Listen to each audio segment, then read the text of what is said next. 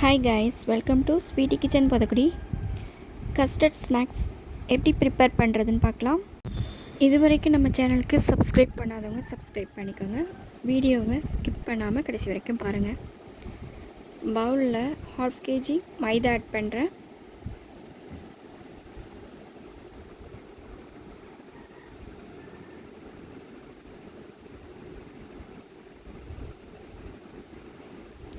Custard powder 4 tablespoon add பண்ணுறேன். Baking soda 1 teaspoon add பண்ணுறேன். 3 tablespoon sugar add பண்ணுறேன். 1/2 teaspoon salt add பண்ணுறேன். Add பண்ணிவிட்டு மிக்ஸ் பண்ணுறேன். ஈவனாக மிக்ஸ் பண்ணி வச்சுக்கலாம். அந்த பேக்கிங் சோடா, கஸ்டர்ட் பவுடர் எல்லாம் மாவில் நல்லா மிக்ஸ் பண்ணிக்கலாம். ஸ்டவ் ஆன் பண்ணிவிட்டு 3 tablespoon கீ, 1 tablespoon ஆயில் ஆட் பண்ணிவிட்டு ஹீட் பண்ணிக்கலாம். ஹீட் ரெடியூஸ் ஆகட்டும். மிக்ஸ் பண்ணி வச்சுருக்க அந்த மைதா ஃப்ளவரில் 1 எக் ஆட் பண்ணுறேன். ஹீட் ரெடியூஸ் ஆன ஆயில் அண்ட் கீ அதையும் ஆட் பண்ணுறேன். 1 teaspoon ஃபுட் கலர் ஆட் பண்ணுறேன். ஆட் பண்ணிவிட்டு நல்லா மிக்ஸ் பண்ணுறேன்.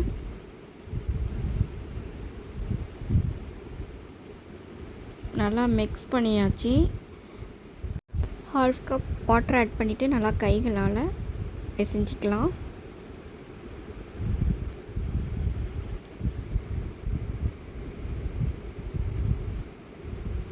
நல்லா பிசைஞ்சாச்சு.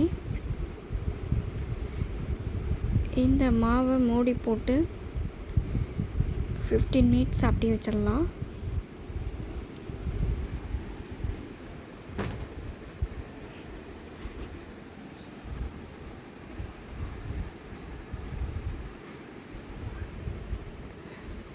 பதினஞ்சு நிமிஷத்துக்கு அப்புறம் மாவு நல்லா சாஃப்ட் ஆயிடுச்சு.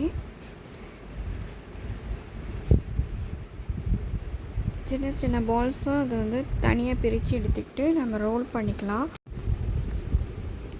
ஈவனாக பரப்பிட்டு கட் பண்ணிக்கலாம். யார் யாருக்கு எந்த ஷேப் பிடிக்குமோ அதே மாதிரி கட் பண்ணிக்கலாம்.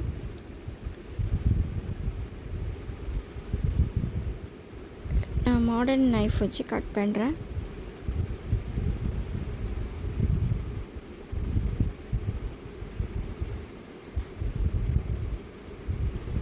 சின்ன சின்ன பீஸாக கட் பண்ணி ட்ரேயில் எடுத்து வச்சாச்சு.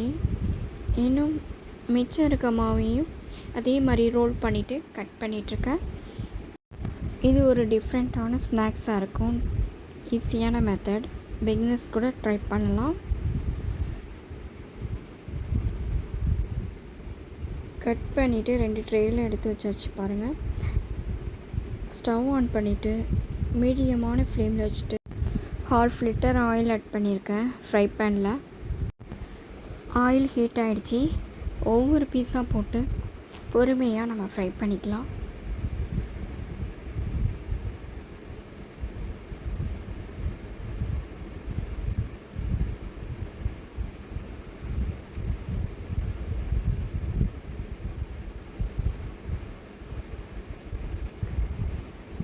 மீடியமான ஃப்ளேமில் வச்சா தான் அது வந்து உள்ளே வெளியே சீக்கிரம் கிறிஸ்பி ஆகும்.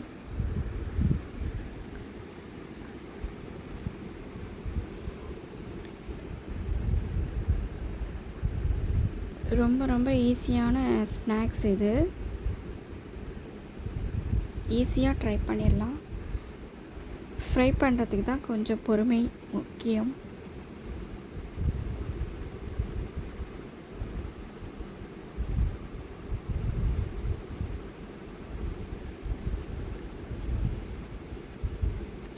பேக்கிங் சோடாலாம் நம்ம ஆட் பண்ணியிருக்கோம். நல்லா கிறிஸ்பியாக ஆகிறதுக்கு தான். பிஸ்கட் எப்படி இருக்குமோ அதே மாதிரி க்ரன்ச்சியாக நல்லாயிருக்கும். சுகர் வேணாங்கிறவங்க ஸ்கிப் பண்ணிக்கலாம். சால்ட்டு போட்டு ப்ரிப்பேர் பண்ணிக்கலாம். அதுவும் நல்லாயிருக்கும் டேஸ்ட்டு.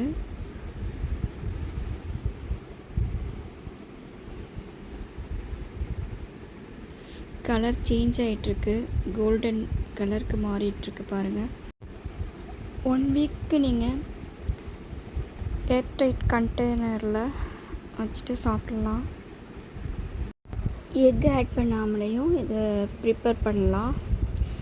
வெறும் ஆயிலை மட்டும் ஹீட் பண்ணிவிட்டு அந்த மாதிரி ப்ரிப்பேர் பண்ணிக்கலாம்.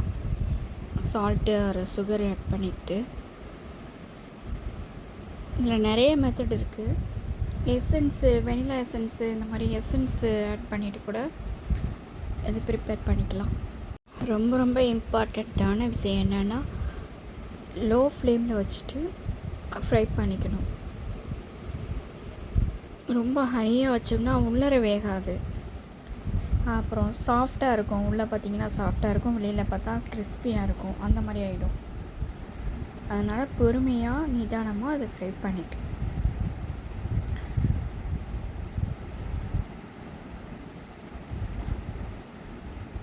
மாவு போட்டு மிக்ஸ் பண்ணுறதெல்லாம் ஈஸி தான். ஃப்ரை பண்ணுறது தான் கொஞ்சம் லேட்டாகும்.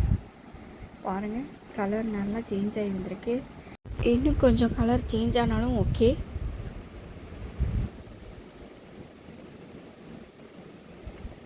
ஃபஸ்ட்டு ஒன்று எடுத்து போட்டு நீங்கள் பார்த்தீங்கன்னா தெரியும்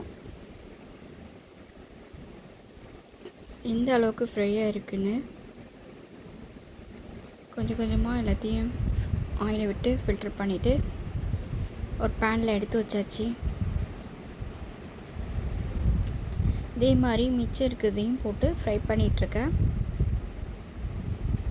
அதையும் எடுத்துகிட்டு இப்போ பார்க்கலாம். எல்லாத்தையும் ஃப்ரை பண்ணியாச்சு. பார்க்கவே கலர்ஃபுல்லாக இருக்குது. ட்ரை பண்ணுங்கள். தேங்க்ஸ் ஃபார் வாட்சிங்.